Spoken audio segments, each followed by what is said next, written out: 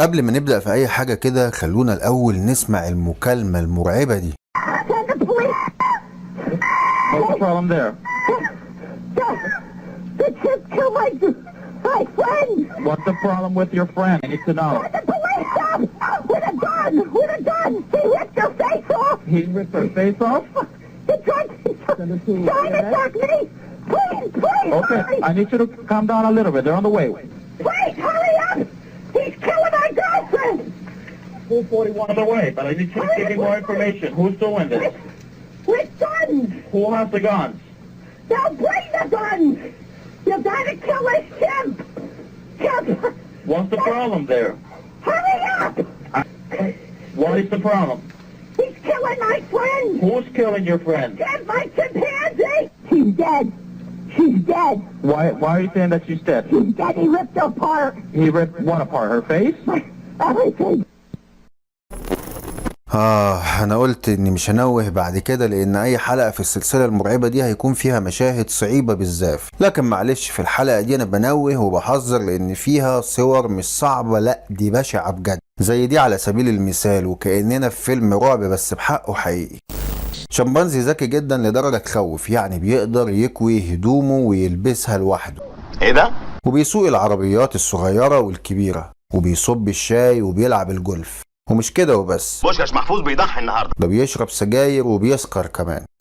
اهو كل الذكاء ده بقى فجأة هيتحول لقمة الغباء والوحشية في هجومه على صاحبته وصديقتها، لدرجة انه هياكل وش واحدة منهم وايديها الاتنين وعينيها الاتنين ومناخيرها وشفايفها وراسها لحد ما هيوصل لأنسجة المخ.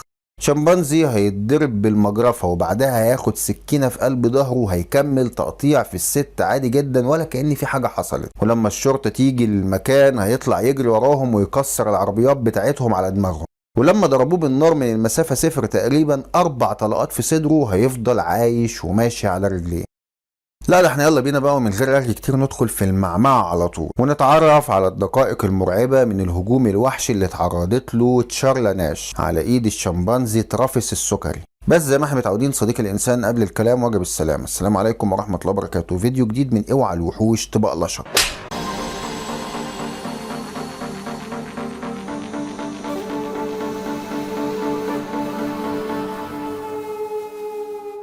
جيروم وساندرا دول زوجين مخلصين بيحبوا بعض قوي، وكانوا مخلفين بنت اسمها سوزان وكانوا عيلة لطيفة جدا.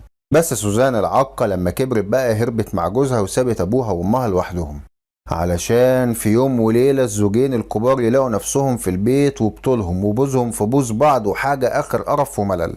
وبسبب كده يوم 24 اكتوبر سنة 2003 راحوا محمية حيوانات ودفعوا $50,000 امريكي واشتروا شمبانزي عمره 3 ايام بس. تبذير اوفر يعني بصراحة. الشمبانزي الصغير اطلقوا عليه اسم ترافيس على اسم النجم ترافيس تيرت المغني المفضل للولية ساندرا. ترافيس عاش مع الزوجين وكان مبسوط جدا وكانوا بيحموه وبيرضعوه من الببرونة كأنه ابنهم بجد. كمان كانوا بيجيبوا له احسن لبس جديد وقتها وبينضفوا له اسنانه بالفرشه وحبوه وعشقوه واتعلقوا بيه، وده خلى الزوجين يرجعوا يعيشوا في سعاده من تاني وما يحسوش بالملل اللي كانوا عايشين فيه، والبيت رجع يضحك زي زمان. ويوم بعد يوم كان ترافيس بيكبر واهله الجداد بيعملوا له كل حاجه، وهو بصراحه كان قرد ذكي وواعر بالزاف، يعني كان بيقدر يترجم ويفهم كلام جيروم وساندرا سواء كانت لغه لفظيه زي اللي احنا بنتكلمها دلوقتي او حتى بلغه الاشاره. الزوجين وقتها كمان غيروا بيتهم وعملوا لابنهم القرد الجديد أوضة كبيرة يقدر يلعب فيها ويطلع طاقته جواها علشان يكبر وينمو بسرعة. ترافيس كان بينام معاهم في سريرهم وبيقعد معاهم على ترابيزة العشاء بتاعتهم وبياكل زيهم، وكان ليه لوحده ازازة ويسكي مخصوص. المعلم اتدلع على الاخر وكان ابوه وامه هم اللي بيخلوه يسكر معاهم، ونعمة التربية يعني. ترافيس اشتهر في المدينة كلها والجيران كانوا بيحبوه لدرجة ان الشرطة نفسها كانت بتوقفه وتحضنه وتتصور معاه لانه كان قرد لطيف وودود وكان بيكسب قلوب كل اللي بيشوفه. وفي وقت قصير ترافيس بقى بيجيب هدومه من الدولاب ويكويها ويلبسها بنفسه، وكان بيأكل الخيول والكلاب وحب لعبة البسبول والجولف وكان شاطر فيهم جدا، وكان بيحب يتفرج على التلفزيون وبقى بيعرف يمسك الريموت ويقلب في القنوات ويعلي ويوطي الصوت براحته، ده حتى الكمبيوتر كان بيعرف يفتحه ويتصفح عليه. وتعلم سواقة العربيات الصغيرة وكمان سواقة العربيات الكبيرة. يعني تقريبا ترافيس كده ده كان سيزر الحقيقي ويمكن اذكى منه كمان. المعلم بقى كان عنده نقطة ضعف وهي انه بيموت في الايس كريم، وده خلاه يعرف امتى العربية بتاعت الايس كريم هتعدي، وكان بينزل يشتري ويروق على نفسه. وفي نفس السنة سنة 2003 الزوجين خدوا ترافيس معاهم علشان يروحوا يجيبوا مخزون اكل للبيت. ترافيس اترزع في الكرسي اللي ورا وكان الشباك بتاعه مفتوح. في الوقت ده كان الطريق واقف على الاخر، وجه شاب تنح وبارد وراح رامي علبة صودا فاضية في العربية بتاعت الزوجين. وطبعا الحلوف ده عمل كده لان الزوجين كانوا وصلوا لعمر 55 سنة تقريبا، يعني 2 عواجيز ومش هيقدروا انهم يردوا عليه، وهو كده كده عيل قليل الرباية. لكن حظه الاسود بقى ان ترافيس الشمبانزي كان موجود ورا، والعلبة لبست في وشه وجننته على الاخر، وراح فاكك حزام الامان وفاتح باب العربية وطلع يجري ورا الواد اللي ما شافش بربع جنيه تربية. لكن العيل ده الحظ وقف معاه والطريق فتح وفلق بالعربية بتاعته قبل ما ترافيس يمسكه ويعلم عليه. بس ترافيس راح نايم لهم على الطريق وطلع غضبه في الارض ورجع وقف العربيات من تاني. ضابط المرور كلم الشرطة وجم بسرعة، لكن ترافيس قعد يفرهد فيهم لمدة ساعتين وما كانوش عارفين يمسكوه. بس بعد شوية كان هو خلاص فرهد وتعب وقدروا انهم يمسكوه ويرجعوه للعربية ويربطوه. والحادثة دي كانت السبب ان الولاية تطلع قانون جديد بمنع اي حد يربي اي حيوان اليف وزنه يعدي 50 رطل. بس لحسن الحظ ان الشمبانزي ده كان معفي من القاعدة دي لانه مملوك لاصحابه قبل القانون ده غير ان الشرطة كمان اعتبرته ما بيشكلش اي خطر، وزي ما قلنا في البداية انهم كانوا بيحبوه والدنيا مشيت تمام على الاخر. بس في اواخر سنة 2004 الزوج جيروم هيموت بسبب سرطان المعدة وهيسيب ساندرا وترافيس لوحدهم. ساندرا دخلت في حالة اكتئاب، وكمان ترافيس هو كمان بقى حزين، والدنيا اسودت على الاخر والبيت بقى كله نكد وقرف. وبعد اسبوعين ادارة مكافحة الحيوانات راحوا خبطوا على باب ساندرا وقالوا لها انهم خايفين عليها وعلى سلامتها، ده لان الشمبانزي اللي معاها كبر وقوته بقت بتساوي 4 رجاله بيروحوا الجيم كل يوم، وهي مش هتقدر عليه لوحدها. ساندرا قعدت تصرخ وتزعق في وشهم وفي وش الضابط اللي قال لها كده، وقعدت تقول له مش كفايه جوزي مات وبنتي سابتني، عاوزين تاخدوا الضنا اللي حيلتي هو كمان. الضابط راح باصص لها كده وقال لها الشمبانزي في فتره مراهقه يا وليه، انت فهمي ما تبقيش زي البهيمه كده، عموما انا نصحتك وانت براحتك.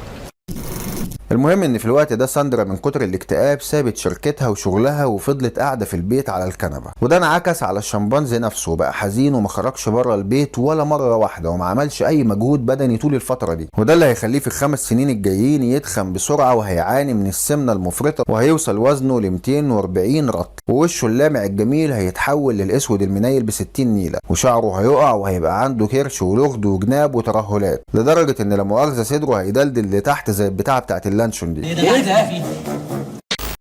يوم الحد 15 فبراير سنة 2009 ساندرا بقى بتمسك موبايلها وبتتصل بصديقة عمرها تشارلا ناش علشان تتغدى معاها. تشارلا كانت بتزور ساندرا باستمرار بعد موت جوزها علشان الولاية ما تتجننش وهي مع الشمبانزي لوحدها، والشيطان بقى ممكن يصور لها حاجات غلط، خصوصا وانهم بيسكروا كل يوم بالليل.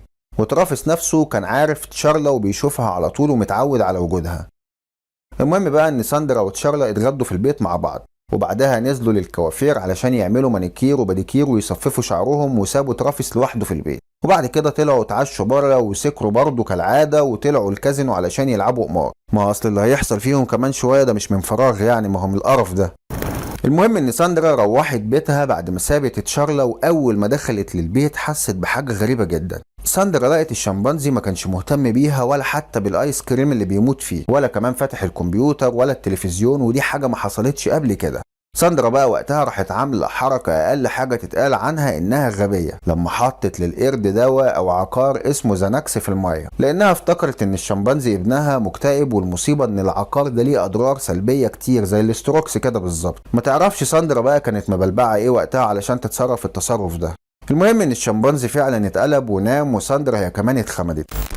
تاني يوم الصبح اللي هو يوم الاثنين 16 فبراير سنة 2009 ساندرا صحيت من النوم ما لقيتش ترافيس في البيت، وراحت بصة لبره لقيته عمال يلعب في الساحة من غير أي هدف، ولما حاولت إنها تتواصل معاه وترجعه للبيت كان بيتجاهلها تماما وكأن في حاجة مش طبيعية حصلت له. علشان كده جريت تتصل بصاحبتها تشارلا وقالت لها على سلوك ترافيس الغريب، وتشارلا المسكينة ما ترددتش لثانية، ونزلت ركبت عربيتها وطارت بيها على بيت صاحبتها علشان تشوف في ايه وتقدر تساعدها انها ترجع ابنها من تاني للبيت. تشارلا جابت اكتر لعبة ترافيس بيحبها ومسكتها وطلعت له بيها علشان تغريه وتخليه يدخل البيت من تاني.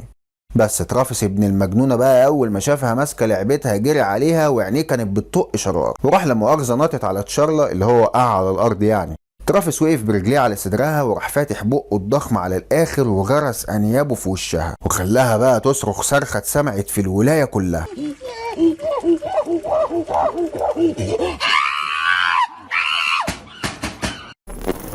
الشمبانزي قطع واكل شفايفها الاتنين ومناخيرها وجفونها وخلع عينيها وعض راسها من فوق. ساندرا اول ما شافت كده جريت جابت مجرفة الجنينة وضربت بيها ترافيس كتير لكنه ما كانش حاسس بيها اصلا، وفضل مكمل في عض وضرب تشارلا لدرجة انه حطم بنية وشها بالعظم كله.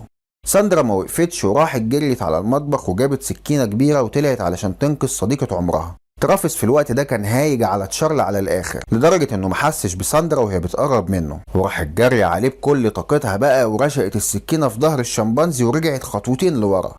ترافيس وقتها وقف الهجوم لثواني على تشارلا وراح لافف بجسمه كده لساندرا وعينيه كلها غضب، وبعد كده هو ما عملش اي حاجه تاني، ده هو راح راجع لتشارلا ومكمل هجوم عليها اسوأ وابشع من الاول بكتير. الله وانا مالي يا لمبي؟ شارلا بتقول انها في الوقت ده كانت والعياذ بالله قادره تسمع صوت تكسير عظمها من ترافيس.